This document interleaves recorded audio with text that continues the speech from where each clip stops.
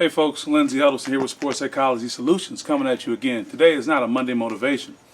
I don't have a name for what today is. Today is when life interrupts you and you start thinking and processing, and I realize the person I am and the commitment I've made to myself and you makes me sit down and take a break from cutting the grass to get this off my chest, but also try to help some people. Because just recently we saw Jay-Z partner with the NFL. And the reason I feel so compelled to have to speak on this publicly is because of, one, hip-hop is me, I am hip-hop. That's my generation, that's my cultural connection. There are a lot of cultural values in that. Let's not kid ourselves. That's who I say as being a black man from the city of Detroit. Shout out to Henry Ford High School, 7 Mile, we had the sauce with it type thing. Now, with that being said, the NFL is probably one of the most impactful brands in this world. And to give you some history about why I feel very comfortable speaking on brands, is I used to work, a big bad Walmart. So I got to see the corporate side in that brand. And the NFL, standing to make $10 billion a year, moving up to $15 billion a year, is the ultimate in branding too. And actually, a brand that I'm affiliating myself with based on my work in youth sports, and youth development and sports psychology consulting. Let's not kid ourselves. And I have a little extra insight too, and I'm not being braggadocious of what I know or what I experienced, but these are the things I'm saying, because this situation, Jay-Z partnering with the NFL, is a trigger. It's a traumatic trigger for me personally, and I know it's a traumatic trigger for so many other people, because what's happening is that the issue that has been going on with police brutality and oppression of people of color, African Americans, Hispanics, whatever it may be, the polarization that the nation is in based on the Trump presidency, all things that I can talk about being a political science major, working for Governor Granholm, working on presidential campaigns. I'm saying all this to say all this comes together because when I left corporate America, I left based on traumatic experiences, including Trayvon Martin. And I was like, Lindsay, what are you talking about? Where is this coming from? Just listen. When Trayvon Martin was murdered, it gave me a different perspective of where America was as it relates to African Americans, minorities.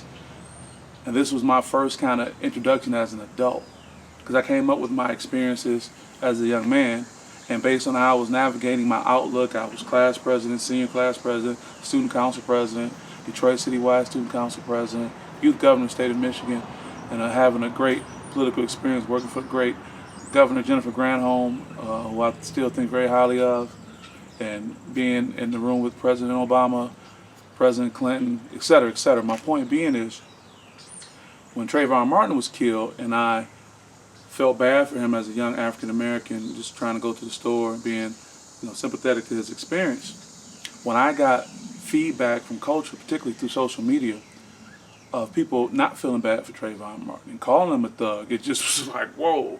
So it gave me this whole new lens. And then I didn't have the discipline that I have now and that I talk about on social media.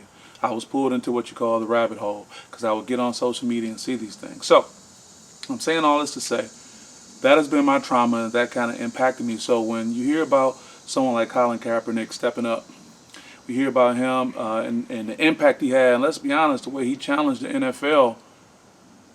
And let me just add this, and then you see Jay. Why wouldn't I think highly of Jay-Z? He's a representation of being aspirational, from the hood to the boardroom, et cetera, something that we talk about particularly in the black community, not even the black community. Hip-hop has a global impact, so this is not just talking about young black kids. This is young white kids in Okemos.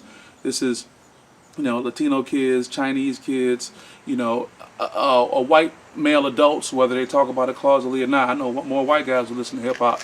So don't get me wrong with that. I think we can have this conversation without it being uncomfortable. And if it is uncomfortable, it's too bad, because it's rooted in who we are. Now let's talk about the NFL.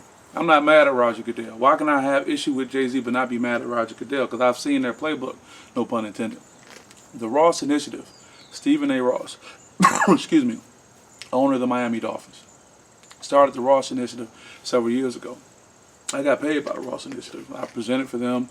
It was about using athletes to discuss issues with race and inequality in America. And it was really, I was excited about being involved with this, because I told you what my transition was. Well, I was coming from a traumatic experience of my own, which led me to go back to school to get my master's in psychology and focus specifically on sports psychology. I worked, with them, did a presentation, so it gave me a little bit more insight. But I always wondered, Why was Jocelyn Benson, who's not a Secretary of State, this is no dispersion towards her, but I can speak openly, why was she the head of that initiative? It was an initiative to deal with African Americans and inequality, minorities. Now, yes, as a white female, she could be considered a minority. I said, but why her? Why was she selected? Well, it just kind of hurt me. And then a step further, when Colin Kaepernick was at the height of his protest and fielding or looking to field opportunities from other teams or whatnot, I said, well, why doesn't Stephen A. Ross, owner of Miami Dolphins, just hire him? I forget the quarterback he hired. I said, what? Right there, I told him. So fast forward to Jay-Z. Jay-Z has become aspirational, and what's in Jay-Z is in all of us. And it's not just all of us as African Americans, all of us as people, aspirational, and he's seen an opportunity and he's taking it. So all I want to say to people is no matter what side you're on, don't expect this experience to relieve you from your trauma. Don't expect Jay-Z collaborating with the NFL to relieve you from your trauma. I'm telling you based on my personal experience and my inside knowledge on it. And that's why I'm stopping what I'm doing right now to make this video. Who knows, only one person may see this and it may impact them. I don't care. I don't care. If I can't live a life where I can take my life experience and sit down and help someone as I process things. This is big, man. We've never seen anything like this. Jay-Z coming with the NFL. He's going to get a team eventually. I'm not mad at him. A lot of people out there say, hey, you're making boss moves, whatever. But just understand that Jay-Z was a crack dealer. Now, I'm not saying that in judgment. Because my roots come from, whatever opportunity was there, like all of our roots do. And I'm not just talking people of color. I'm talking about African Americans. You want to look at how the original settlers of this country came here and they killed Indians in collaboration with other Native Americans, I should say, just so they can have food and sustenance. Just don't get played, people. Play the music, don't get played. That's all I'm saying. Play the music, but don't get played. Cap got paid too. Cap got his bread. And the last thing I'll say, I'm open for feedback, comments, whatever discussion, if it helps you and help others. I think there may be an ego thing going on between Jay-Z and Colin Kaepernick. I'm just saying. Because Colin Kaepernick was being looked at and is being looked at in the eyes of Muhammad Ali. No one is really arguing that comparison, modern day, and now.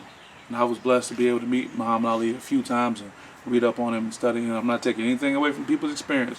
When we talk about Muhammad, I wouldn't say it if I didn't think it was right. And now, if you think about the last point I want to make, Jay-Z had to say more words, has said more words about this issue than Colin Kaepernick has said over the years. When has Colin Kaepernick come out and openly spoke on the issue at length? We can just go back and see him going on and on. For so many times he was speaking to his girlfriend, and we were all with it. All I'm saying, whether it's black people, brown people, do not let the optics of what we see on TV be the sole determination of dealing with your trauma, your stress. Oppression is bad, police brutality is bad, and it has to continue to be addressed. And maybe, this is going to be one of the platforms to address it. But come on, Colin Kaepernick is not at the table? That's telling you right there.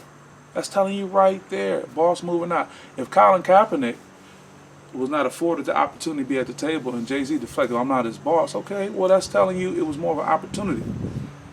We all see opportunities, we take it. I think there's a little bit of Jay in all of us. Maybe it's just me. That's why I can't judge them. But I just want my folks out there who listen, black, white, this is real. We talk about the NFL.